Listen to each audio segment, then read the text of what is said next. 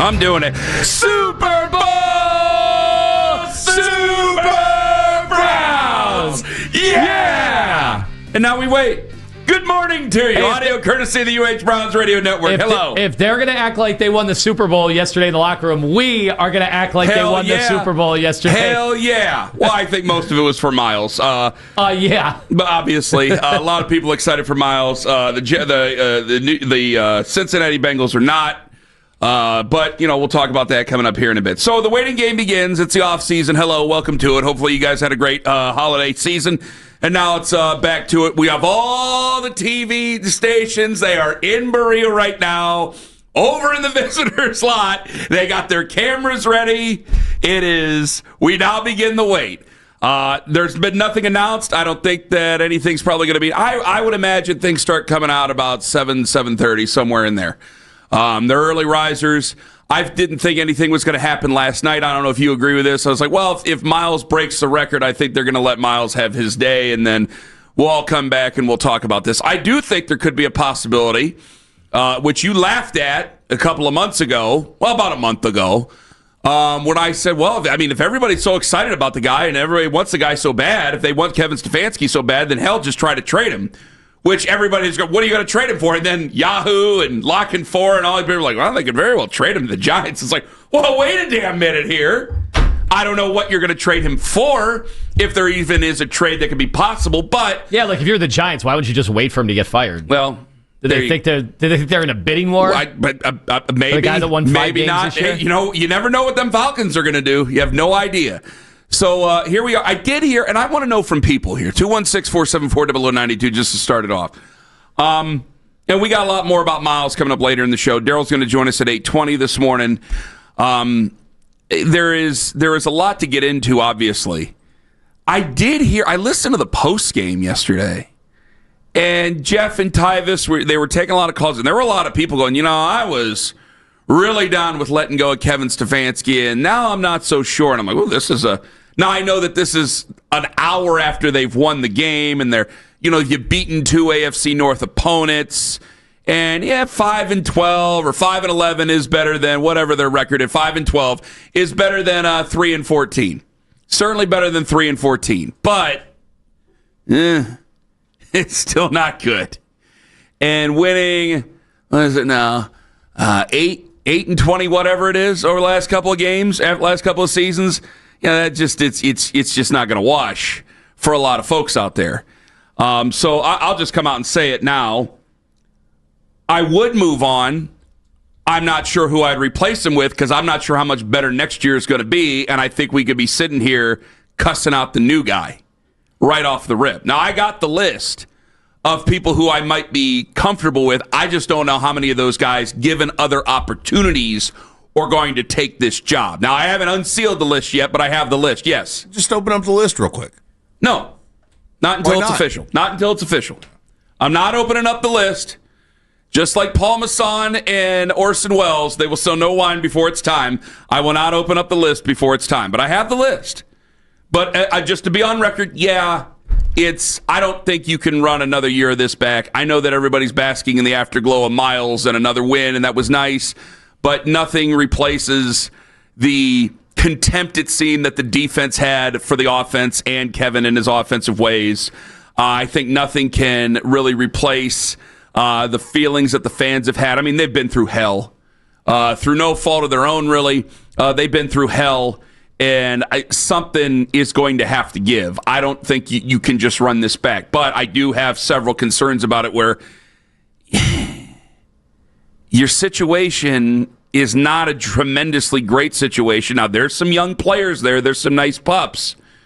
But something's going to have to give. I would move on. So just to be on record, there you go. Yeah, well, I said I would have moved on from him last year. So I know you did. There's been zero to change my attitude or thought process behind that this year. I do think, it is kind of funny, like, for all the excuses that can be made for why, like, your quarterback play has been so abysmal and some of the worst in the league this year, no matter who's been behind center. You could turn around and make those exact same excuses for the head coach. Mm-hmm. I'm not going to do it because I just think, 6 years is 6 years. You've had enough time. Like, if this were Stefanski's first year, I think we'd be having a question about, is it one and done? But it's not. We've been here 6 years. I don't think there's much of a debate to be had, from this point forward. And I think obviously today, I do think like they're, unlike the Hugh Jackson years, they do have respect for Kevin and the way that he operates in that building and all that stuff. The fans listen to this; they don't care. I mean, it's a 5-win team this year. They won 4 games last year. 3. And really, they won 3. That many? Everyone counts. They won 8 games, and it feels like Myles Garrett is responsible for like at least 6 of those 8 wins, maybe all 8. Yeah. In so many ways. Nobody's going to feel bad for Kevin or any of that, especially considering that if you believe the reports out there, he is some right now be some coup for another team to get him. I'm not really understanding any of that. But it seems like he's going to be a head coach again. It's probably going to be this year. Like another team, it could be in a week. But it's just not going to be here, nor should it be here. Do you think, let me ask you this, and I think I have asked you before, but just so people listen all the time. Do you believe he wants to be here? Kevin. See, I'm still not sure he even wants to be here. Yeah, I don't know, because instantly, like, you could make the argument that he could have a better spot elsewhere, like instantly, just considering that Deshaun is still in that building. They're going to have a quarterback competition of some sort next year. Yeah. Do you really want to go through that? If he were to go to the Giants, like, it seems like they've got their starter. They've got one of the best wide receivers. If you believe the analytics, like, Abdul Carter was really, really good this year, even though the production and falling asleep in meetings doesn't help. Like, you could make the argument that instantly that's a better situation than here. Well, I think you could easily make that argument that the situation there is easier. Like he needs whoever's the coach here. Well, 5 new offensive linemen.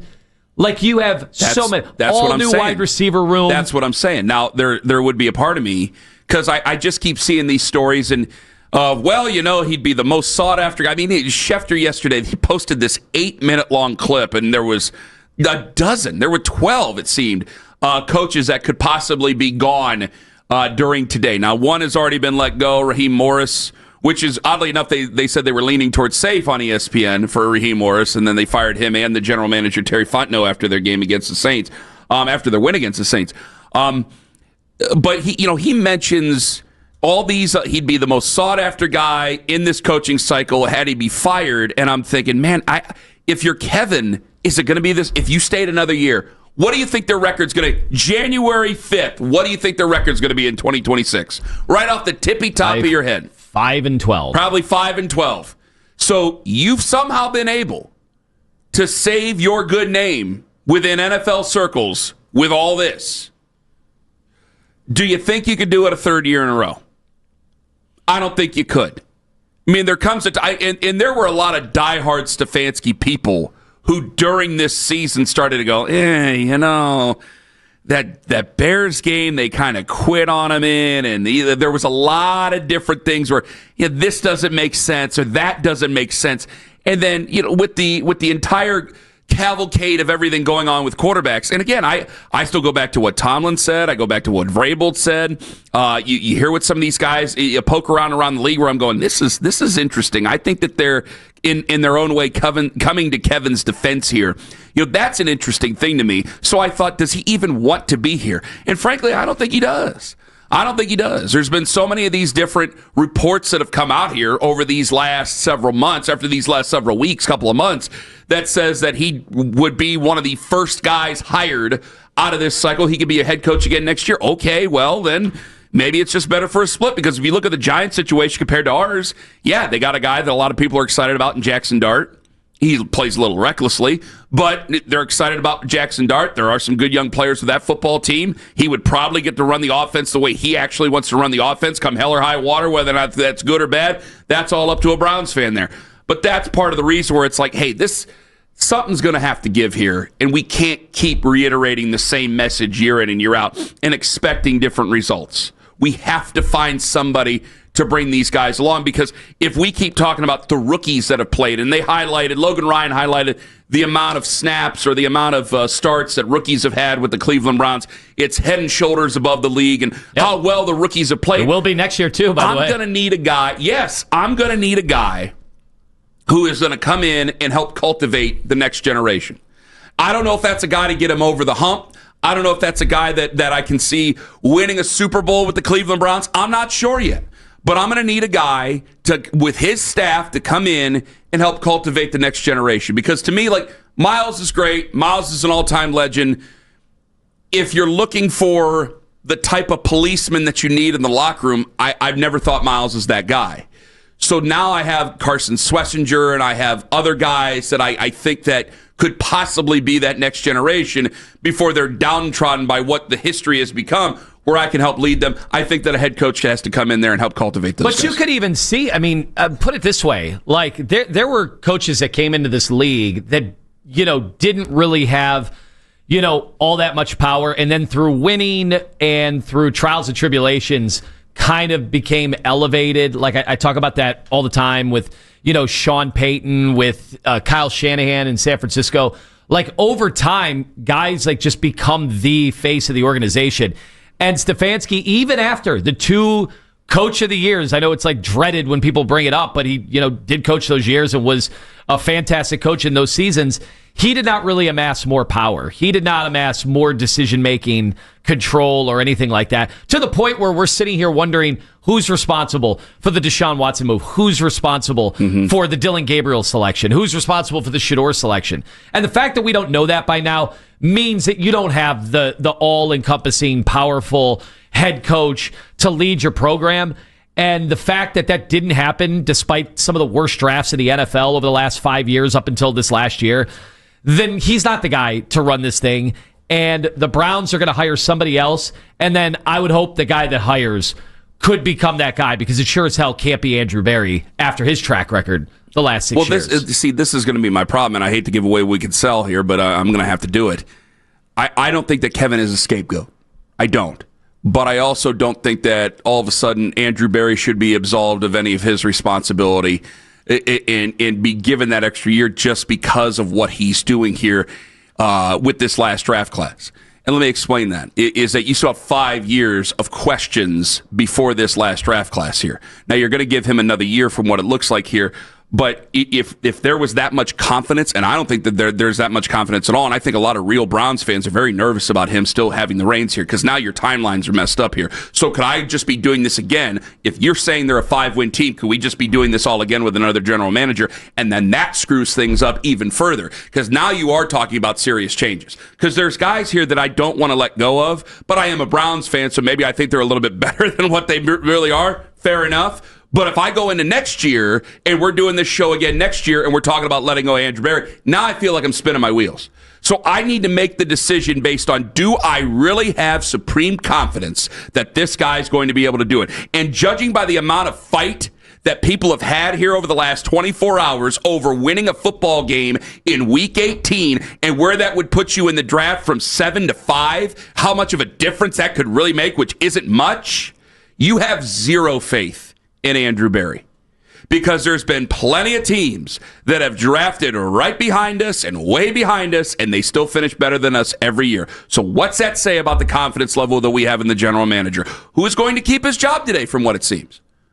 216-474-0092. So you see the last 2 weeks, you've beaten Pittsburgh, you've beaten Cincinnati, you're 5-12. Technically, it's better than what it was last year.